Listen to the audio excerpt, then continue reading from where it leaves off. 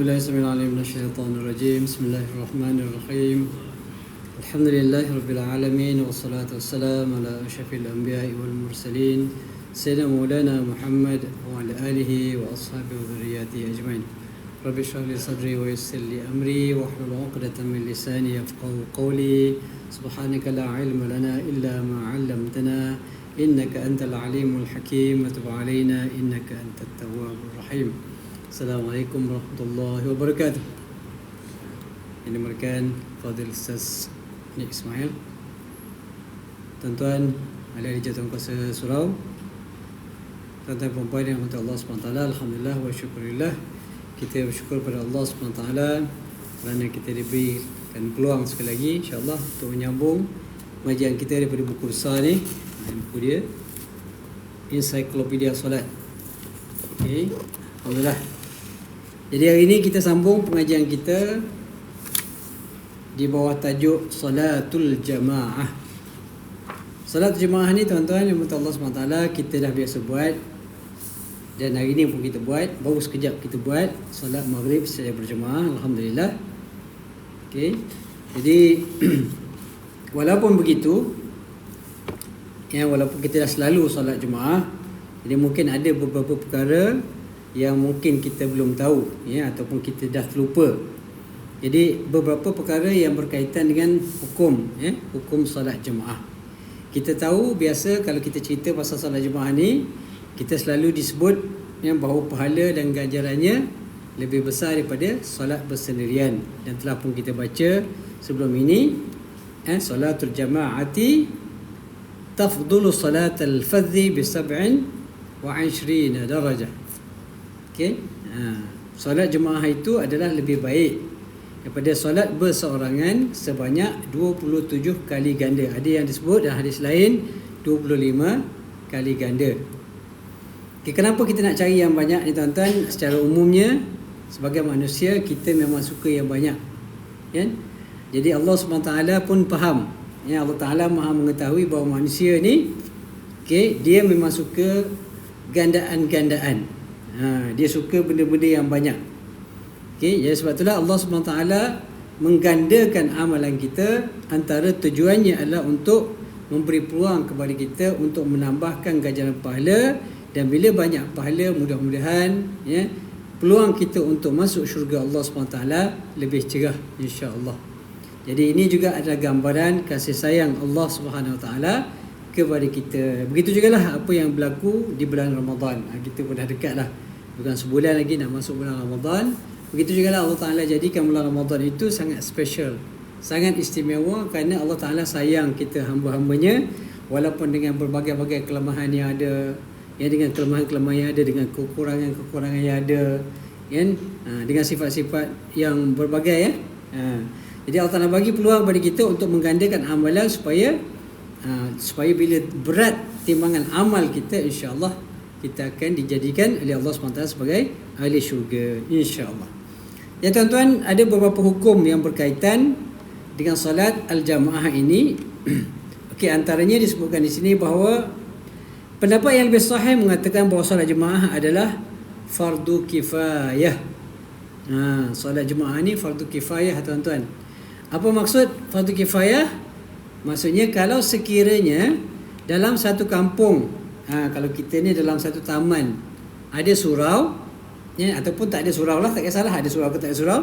Tetapi kalau sekiranya tidak berlaku solat jemaah dalam satu-satu qaryah itu, maka semua yang lain akan berdosa. Walaupun secara umumnya kita lihat bahawa solat jemaah tu solat yang sangat digalakkan, tapi dia dari hukumnya dia adalah fardu kifayah. Apa lagi benda-benda yang berbentuk kifayah, fardu kifayah? Kalau kita belajar ilmu, contohnya ilmu-ilmu yang tidak ada kaitan dengan agama sangat, yang tidak secara direct, contohnya kalau kita belajar ilmu fiqh, ilmu tauhid, akidah dan sebagainya, itu ilmu fardu ain. Fardu ain maksudnya semua orang, semua orang wajib belajar, asalkan dia sudah akil baligh, maka wajib dia belajar. Tak belajar berdosa. Fardu ain ni kalau tak belajar berdosa. Tapi fardu kifayah kalau sekiranya dalam satu kampung tu, katalah surau kita ni ada dua orang je, seorang imam, seorang makmum. solat.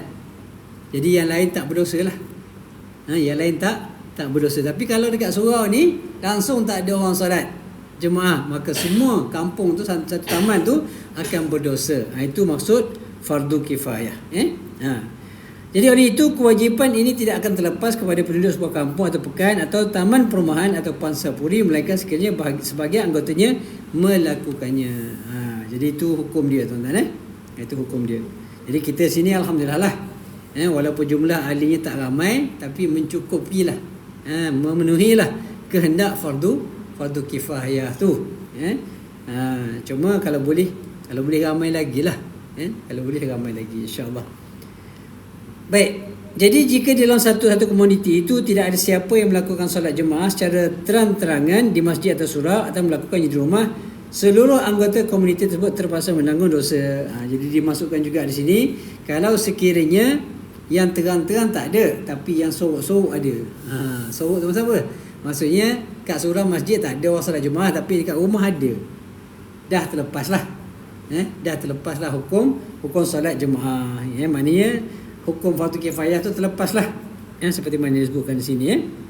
Baik, kemudian bila kita solat berjemaah, maka ada imam dan juga ada makmum. Ini pun penting untuk kita beri perhatian. Kerana kadang-kadang tuan-tuan ada ialah ahli-ahli jemaah, kadang-kadang baguslah dia bersemangat untuk berlomba-lomba membuat kebajikan. Berlomba-lomba nak jadi imam, bagus. Tetapi bila kita menawarkan diri untuk jadi imam, kita kena pastikan bahawa kita layak untuk menjadi imam. Walaupun imam ni mungkinlah insya-Allah ganjaran pahalanya lagi besar insya-Allah, sebab dia memimpin. Sebab dia memimpin, maknanya makmum dia untuk bersolat. Kalau makmum tu kalau imam tu baca panjang, maka banyaklah pahala dia dan juga banyaklah pahala makmum. Sebab imam dia menentukan. Dia nak maknanya nak pahala sikit kan, nak pahala banyak. Kalau dia baca panjang, panjang, banyaklah pahala dia kan. Kalau dia baca start je qul huwallah je, lepas tu inna a'tayna, pendek kan, tak banyaklah dosa dia, tak banyaklah pahala dia kan. Jadi kalau imam tu yang rasa dia nak pahala banyak, dia baca panjang-panjang sikit lah. Contoh jadi begitu juga imam. Contoh imam juga menentukan apa yang nak dibaca selepas solat. Ada imam assalamualaikum terus angkat doa, rugilah. Sebab apa? Imam itu dia menentukan apa yang dilakukan oleh makmum. Jadi kalau imam terus baca Fatihah, assalamualaikum terus baca doa, maka tak dapatlah dosa pahala-pahala wirid tu. Jadi kalau imam tu memanjangkan wirid dia, maka makmum juga akan ikut wirid yang panjang, maka pahalanya bertambah. Sebab tu jadi imam ni dia kena tahu banyak benda, bukan setakat baca Fatihah dengan cara yang betul dan sebagainya, tapi banyak syarat-syarat dia. Baik, antara syarat-syarat imam ialah dia ada kriteria tertentu untuk jadi imam. Pertamanya, hendaklah makmum tidak mengetahui batalnya solat imam atau dia tidak meyakininya. Contohnya dua orang yang berijtihad dalam menentukan arah kiblat yang berbeza. Oleh itu mereka tidak boleh menjadi imam dan makmum sesama mereka kerana saling tidak meyakini arah kiblat.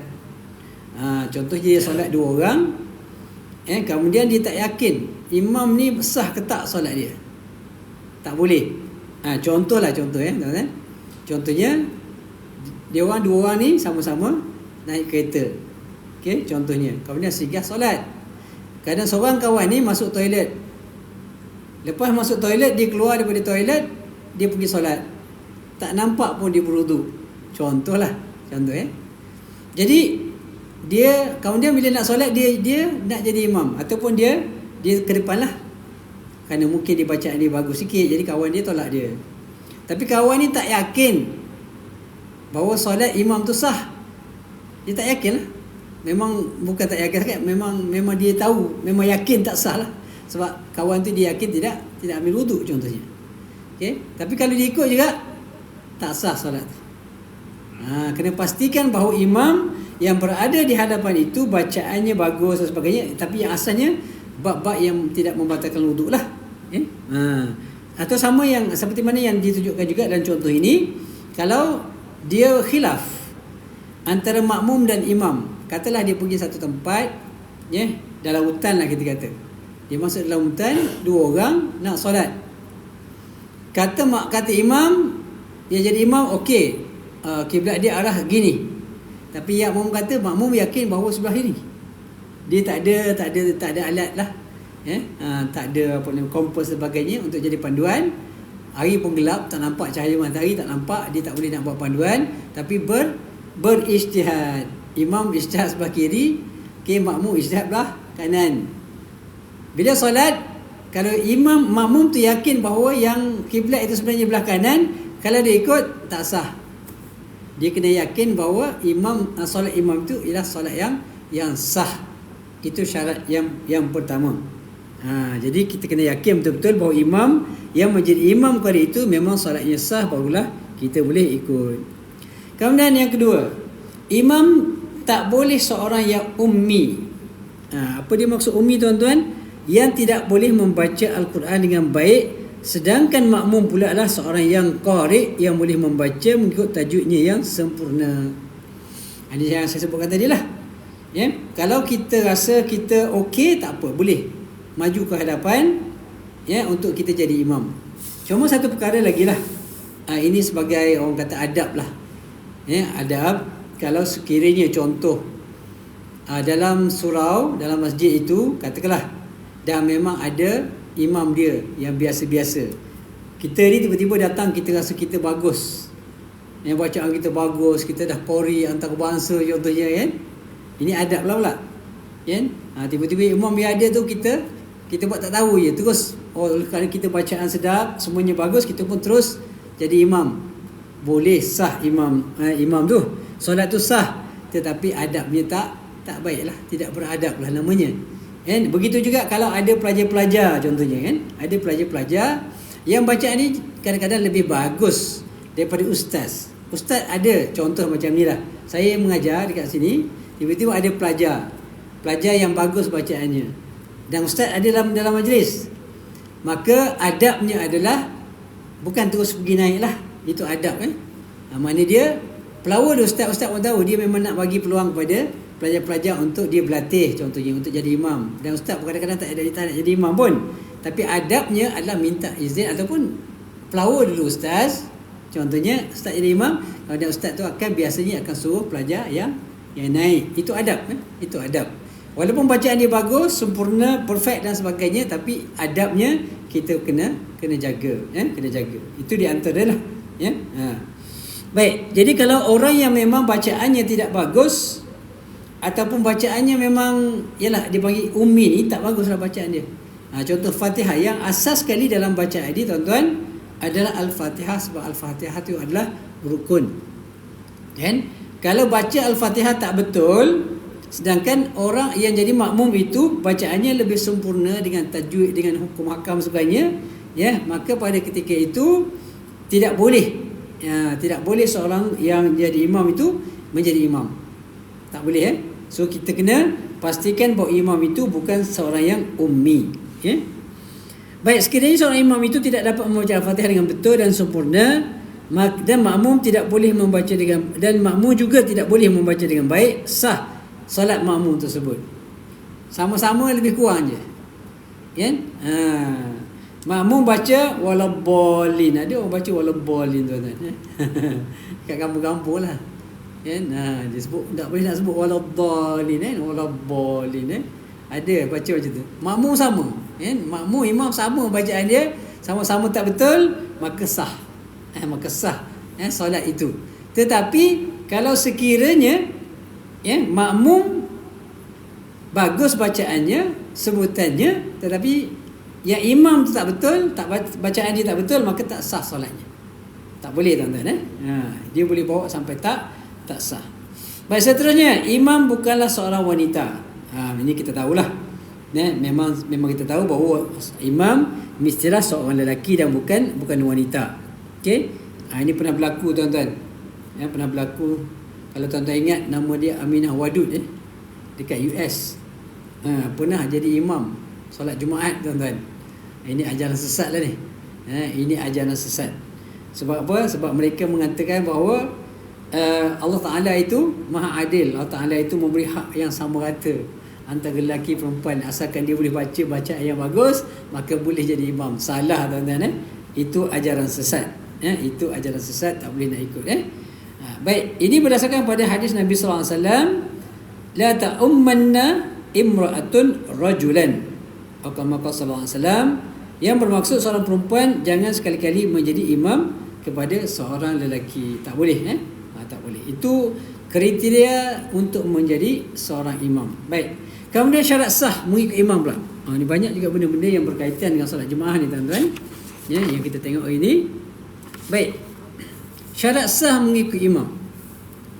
Pertamanya, makmum hendaklah berniat mengikut imam yang tertentu dan tidak sah seorang itu solat mengikut imam yang tidak diketahui kedudukannya. Memang jelaslah. Contoh ginilah tuan-tuan. Contohnya. Kat depan tu kita katalah kita masbuk, kita datang lewat. Kemudian ada ramai imam kat depan tu yang masbuk juga, tapi dia datang lebih awal. Contohnya kita masuk tu lepas tahiyat awal, contohnya lepas tahiyat akhir, imam bagi salam, ada 2-3 orang bangun. Mana tak habis lagi dah solat, kita baru masuk, ada 2-3 orang. Kita pun duduk belakang salah seorang, kita kata Allahu Akbar. Tak tentukan yang mana kita nak ikut. Tak boleh tuan-tuan. Tak kisahlah yang 3-3 kita ikut, ya Allahu Akbar niat, tapi tak menentukan yang mana jadi imam. Tak boleh. Kena tentukan imam mana kita nak. Tak kisahlah yang mana, ada 3 orang tu, nak yang kiri ke tengah ke kanan, boleh pilih salah satu, tentukan, barulah Allahu Akbar ikut. Tak payah bagi tahu pun tak apa. Yang penting kita sebagai makmum kena tahu siapakah imam kita. Tak boleh pergi Allahu Akbar mana-manalah yang 3 tu. Ya, silakan.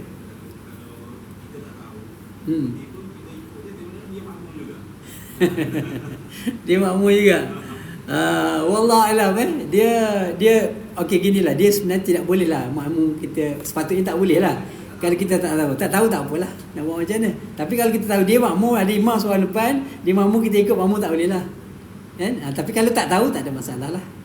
Kalau tak mau tahu, tak apa. dia tak boleh switch mudah kan. Tapi dia ginilah, solat jemaah ni maknanya secara umum dia ada syarat-syarat dia. Kalau kita tak langgar syarat-syarat dia, tak ada masalah lah, kan? Jadi kalau kita tahu, kita tak boleh ikutlah dia.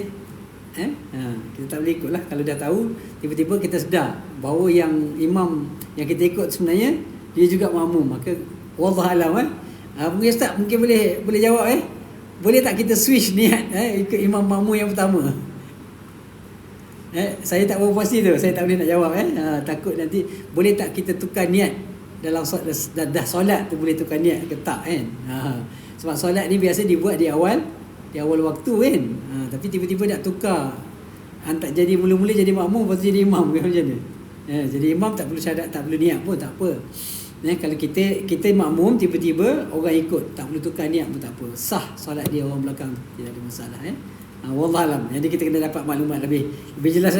Boleh tak switch? Saya tak biasa tu. Jadi yang tak dapat, yang kita tak yakin, jangan jawab lah. Jadi saya tak berapa yakin sama ada boleh tak kita switch niat dalam masa solat. Sebab pada asasnya niat itu dibuat pada awal waktu.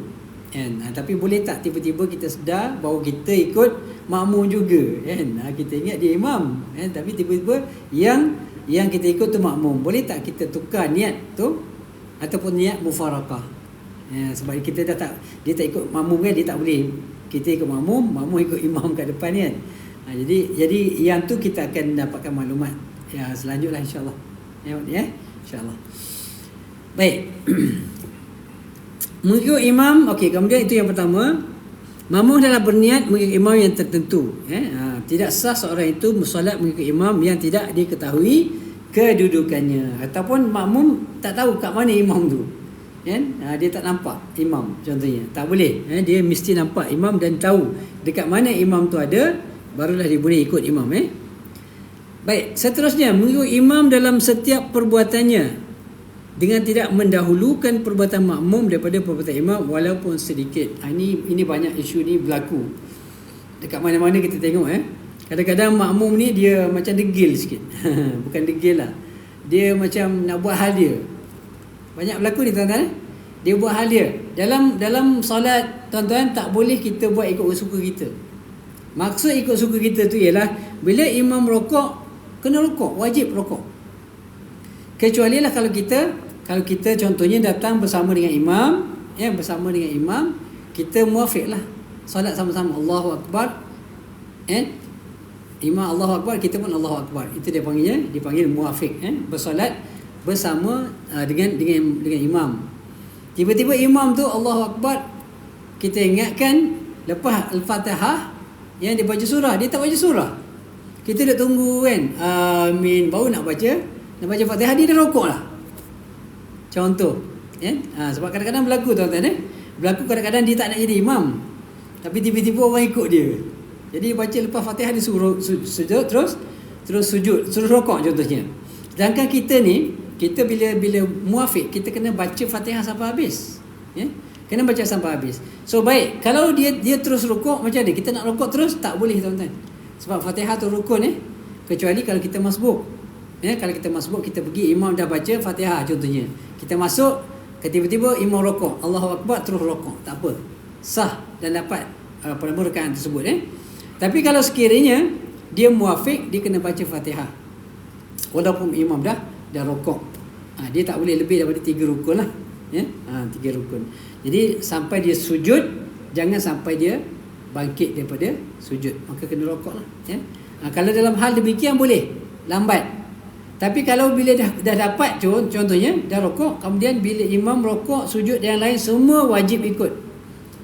Tak boleh tuan-tuan dalam solat yang kita sengaja memanjangkan rukun ataupun perbuatan dalam solat berlainan daripada apa yang dilakukan oleh imam.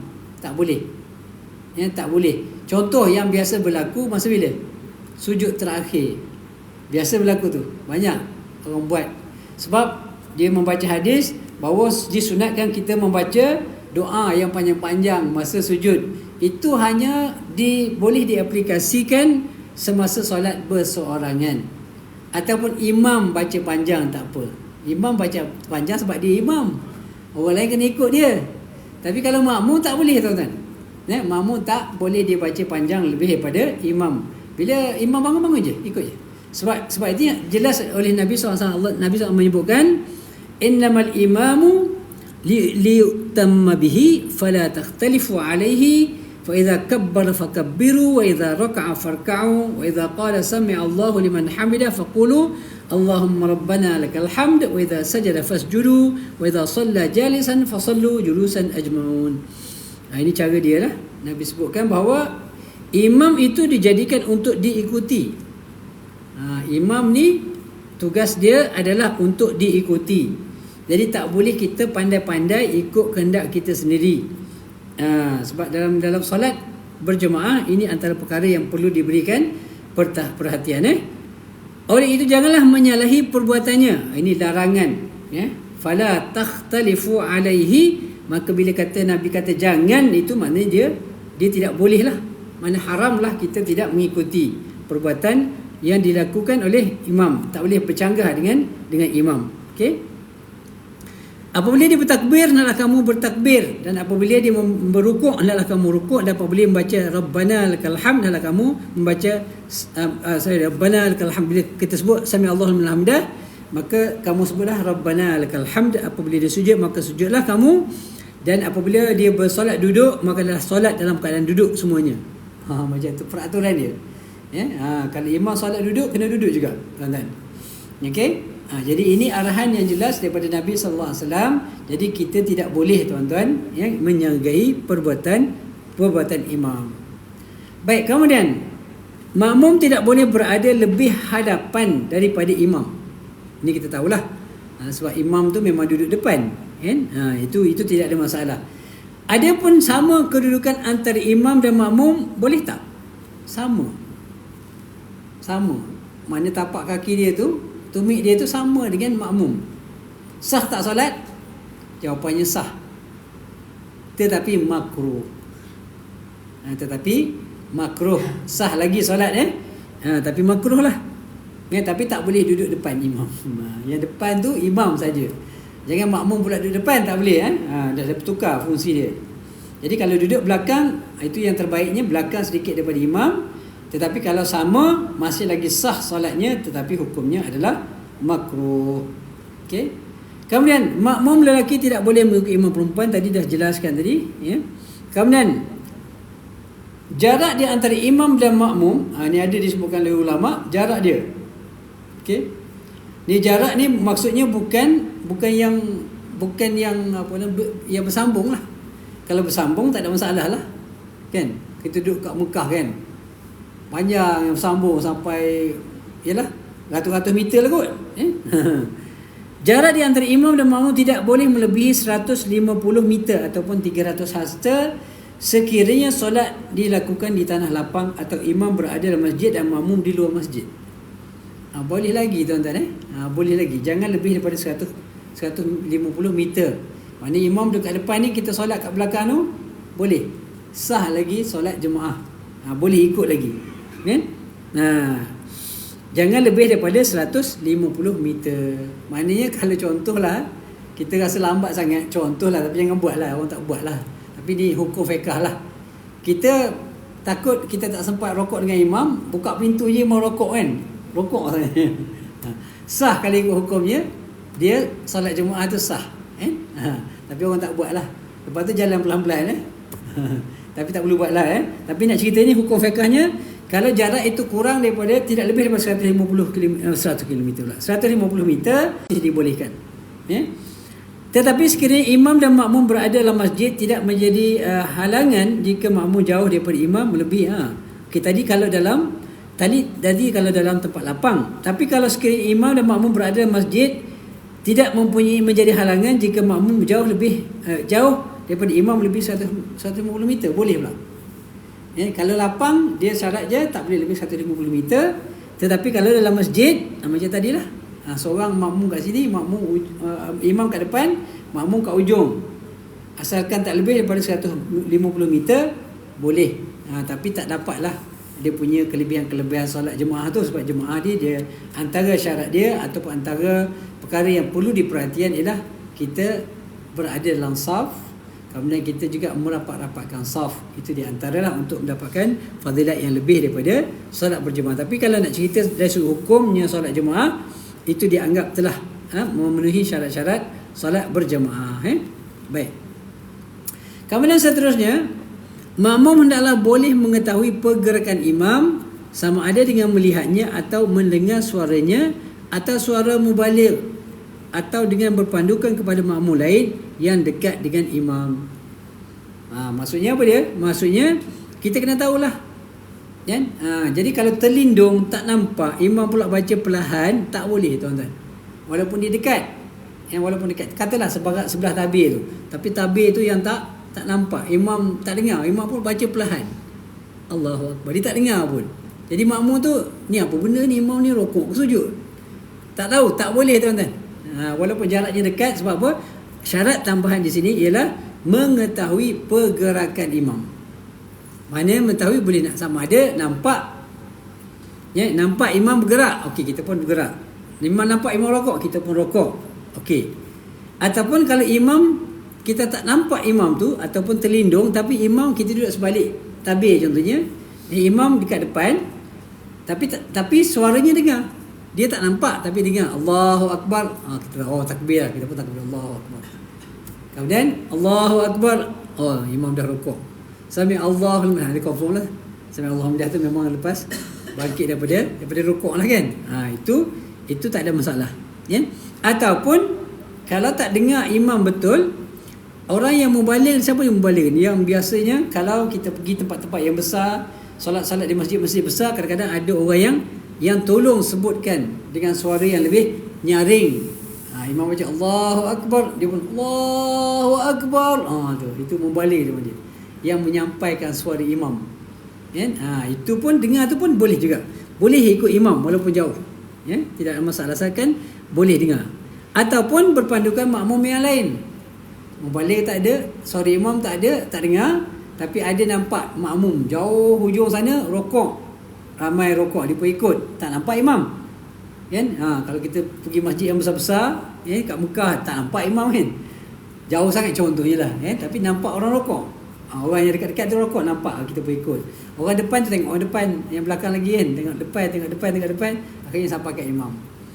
Tapi mungkin lambat sikit lah pergerakan dia sebab nak tunggu orang rokok dulu. Kalau tak dengan suara lah. Kalau dengan suara tidak ada masalah. Baik. Kemudian imam adalah seorang yang boleh membaca Al-Quran sekiranya makmum berimam ke solat tidak tahu. Kita dah sebutkan tadi, tidak sah solatnya. Kalau imam tu tak boleh baca Quran, tak boleh baca dengan betul, tapi makmum boleh, maka tidak sah solatnya. Baik. Jangan sampai imam yang diikuti itu melakukan solat yang perlu diulangi semula. Seperti solat menghormati waktu bagi orang yang pakaiannya bernajis sedangkan waktu solat sudah hampir tamat. Makmum yang mengikut imam seperti itu tidak sah solatnya. Dia ada istilah solat menghormati waktu, tuan-tuan. Solat menghormati waktu, contohnya disebutkan di sini kalau sekiranya pakaian kita kotor, najis, dan dia payah dan tidak boleh nak dibersihkan, dan waktu solat pun dah nak keluar, nak tamat, nak habis, maka dia pun solat dia tu solat menghormati waktu. Artinya dia kena solat balik lah, sebab solat dia tak sah. Solat menghormati waktu adalah solat yang tidak sah kerana pakaiannya najis. Bila pakaian najis, tuan-tuan, tak sah solat, tapi kena solat juga sebagai menghormati waktu. Jadi bila dia seorang tu dia solat menghormati waktu, tiba-tiba ada makmum ikut dia, kan? Bila makmum ikut dia, maka makmum itu tidak sah. Tapi kalau dia tak tahu, tak apalah. Kalau dia tak tahu, contohnya lepas assalamualaikum dia berjalan terus, jadi makmum tak tahu dia solat sebenarnya menghormati waktu, dia tak tahu, maka tak payah qada, tak payah apalah, sebab dia tak tahu, tak ada masalah. Tapi kalau dia tahu, maka dia kena ulangi solat tu balik, kan? Lepas assalamualaikum, kita tanya sebelah, bang ikut saya ke? Yelah. Sebenarnya saya tadi solat menghormati waktu, pakaian saya kotor, najis, tak boleh buat solat. Okey lah, kalau macam tu kena solat balik.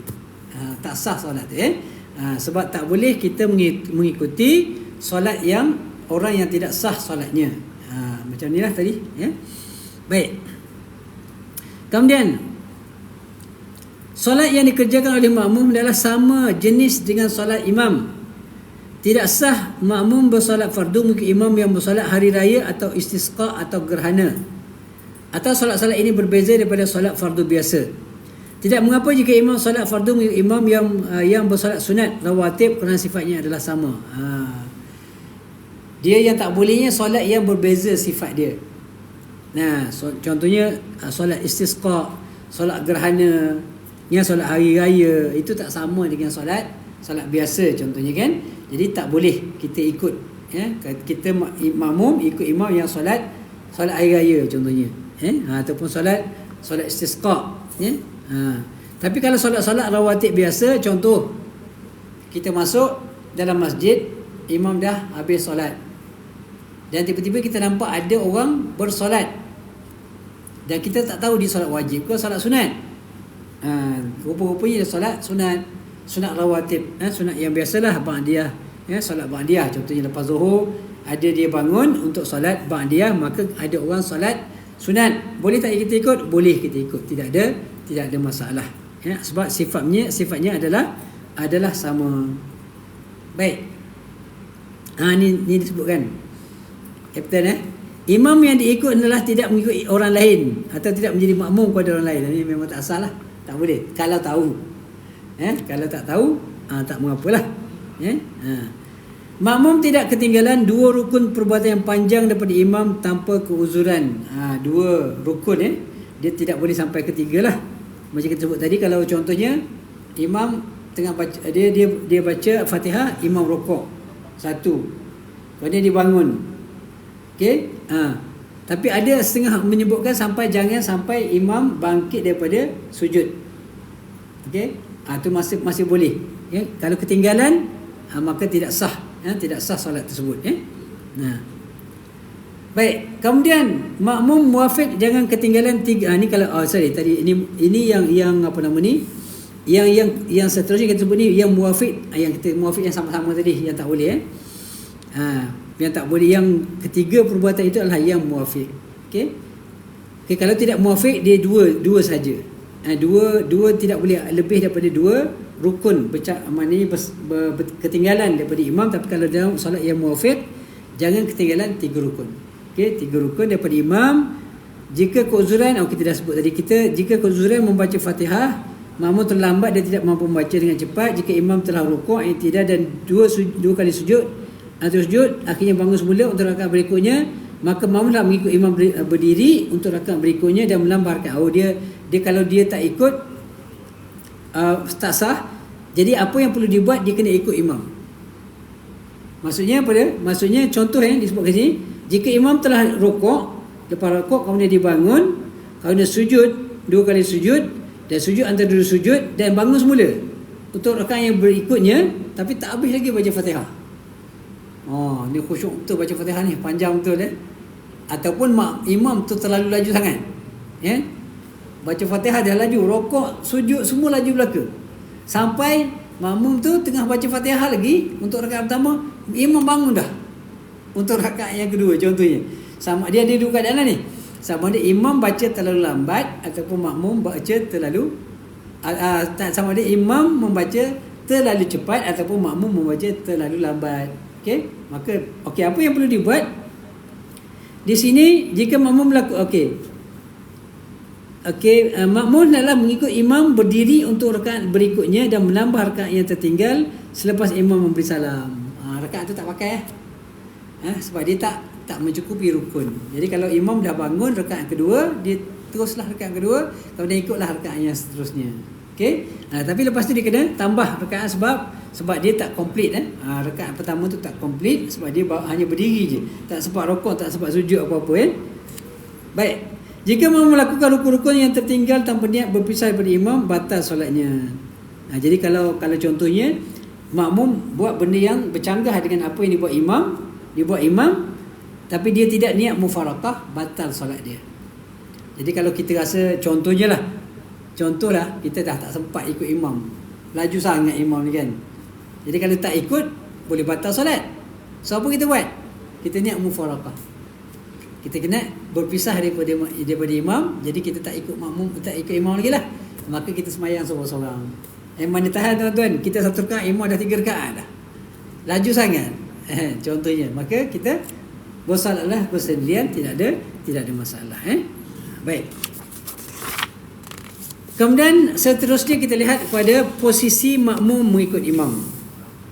Ini pun kita kena faham juga ni tuan-tuan, sebab kadang-kadang kita keliru nak duduk kat mana ni sebenarnya. Nak duduk kat mana posisi. Baik, apabila dalam satu jemaah hanya terdapat seorang imam bersama seorang makmum lelaki, adalah makmum tersebut berada di sebelah kanan imam tetapi sedikit saja ke belakang. Habis dah masa tuan-tuan. Jadi kita habiskan satu ni. Jadi kalau imam tu seorang, makmum seorang, maka dia duduk belakang sikit je, sebelah kanan imam.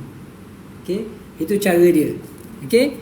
Ini berdasarkan pada tindakan Rasulullah SAW mengalihkan Abdullah bin Abbas yang berada di sebelah kiri ketika bersolat berjemaah bersama. Seandainya harus makmum berada di sebelah kiri imam, pastinya Rasulullah tidak mengalihkan Abdullah. Jadi ini berlaku kepada Abdullah bin Abbas. Dia solat jadi sebagai makmum, kemudian dia duduk sebelah kiri, maka Nabi alihkan dia letak sebelah kanan. Jadi kalau kita solat seorang dengan anak kita dengan ini yang lelaki ini yang lelaki kena letak di sebelah kanan.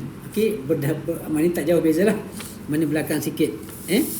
Jadi tuan-tuan yang Allah SWT, kita sambung insya-Allah pengajian kita di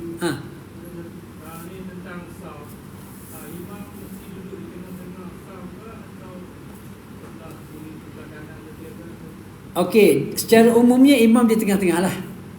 Imam di tengah-tengah. Sah je solat dia, imam duduk tepi sekali kan.